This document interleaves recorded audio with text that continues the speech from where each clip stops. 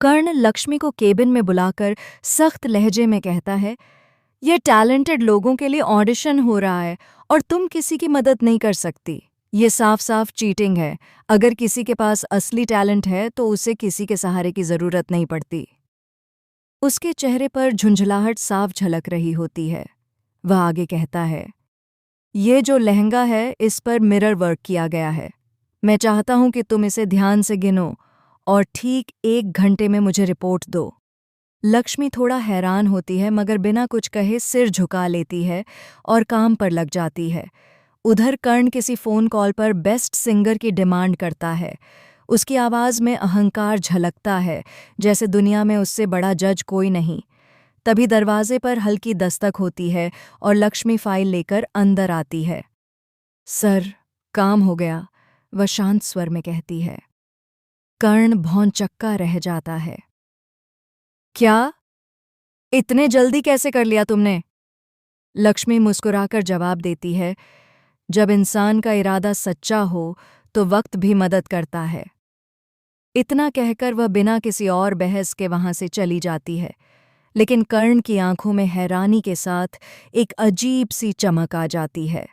बाहर कॉरिडोर में लक्ष्मी गहरी सांस ले रही होती है कि तभी कार्तिक की एंट्री होती है। लेकिन किस्मत का खेल देखिए, दोनों एक दूसरे से कुछ ही कदमों की दूरी पर होते हैं, फिर भी उनकी नज़रें नहीं मिल पाती। कार्तिक के फ़ोन पर मैनेजर का कॉल आता है। भाई, आज करवा चौथ का बड़ा फंक्शन है, तुम्हें वहाँ परफॉर्म करना है। कार्तिक मुस्कुराते हुए पूछता है, एड्रेस भेज दो, मैं पहुँच जाऊँगा।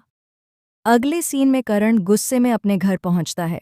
दरवाजे से अंदर घुसते ही उसका हाथ गलती से कांच के गिलास से टकरा जाता है और ग्लास फर्श पर बिखर जाता है। दादी जल्दी से पास आती हैं। क्या हुआ बेटा? किसने तुझे इतना परेशान किया? कर्ण कुछ कहने ही वाला होता है। वो लक्ष्मी कि तभी दरवाजे पर वही आवाज गूंजती है, नमस्ते दादी। कर्ण चौंक कर पीछे मुड़ता है। लक्ष्मी दहलीज पर खड़ी होती है, हाथ में फूलों का गुच्छा लिए। दादी मुस्कुराकर कहती हैं, यही तो है जिसने तेरी जान बचाई थी उस दिन। कर्ण के चेहरे पर हैरानी के साथ अपराध बोध भी झलकता है।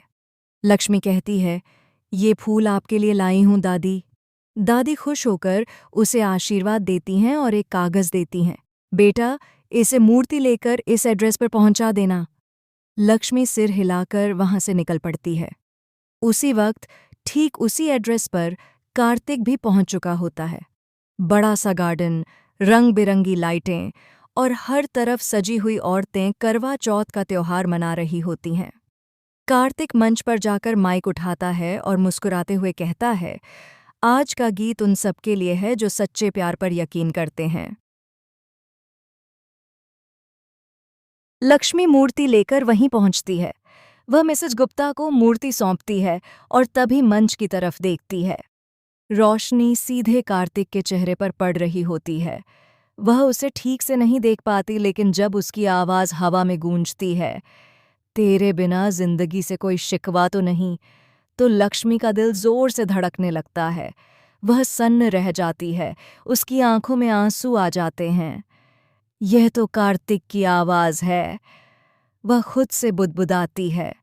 उसी पल कार्तिक की नज़र भी भीड़ के बीच खड़ी लक्ष्मी पर पड़ती है। दोनों की आंखें एक पल के लिए मिलती हैं और वक्त जैसे थम जाता है। लेकिन तभी अचानक माइक से चिंगारी निकलती है और स्टेज पर हल्का धमाका होता है। भीड़ चीख उठती है। लक्ष्मी घबराकर उसकी ओर दौड़ती है। कार्तिक! धुएं के बीच जब वह उसे पकड़ती है तो कार्तिक की कलाई से एक पुराना ब्रेसलेट नीचे गिरता है। वही ब्रेसलेट जो सालों पहले उसने लक्ष्मी को दिया था, जब दोनों अलग हुए थे। लक्ष्मी की आंखों से आंसू छलक पड़ते हैं। कर्ण भी उसी फंक्शन में पहुंच चुका होता है और यह सब देख लेता है। उसके चेहरे पर गुस्से, हैरानी और दर्द का मिलाजुला भाव उभर आता है। अब सवाल ये है, क्या कर्ण को भी लक्ष्मी से प्यार हो चुका है? क्या कार्तिक की वापसी सब कुछ बदल देगी? और उस ब्रेसलेट के पीछे छिपा वह राज क्या है जो तीनों की जिंदगी को हमेशा के लिए उलट देगा? एपिसोड यहीं खत्म होता है, लेकिन कहानी अब एक ऐसे मोड़ पर पहुंच चुकी है जहां अगला पल किसी तूफान से कम नहीं होगा। तो मिलते हैं अगले वीडियो में। अगर आपको यह एपिसोड पसंद आया हो तो लाइक करें, कमेंट करें और चैनल को सब्सक्राइब करना न भूलें। Tata, bye bye, take care.